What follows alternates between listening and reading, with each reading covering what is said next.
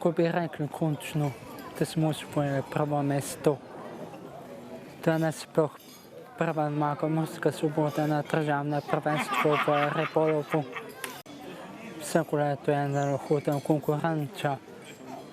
Vedno smo nekaj pri vrhu, ampak nikoli dovolj za prvo mesto.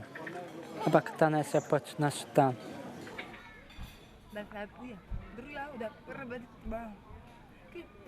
drugega, ja, kaj, tak, ti tam, regediraj, družba, da bi si, pa durje, družba, pa tam.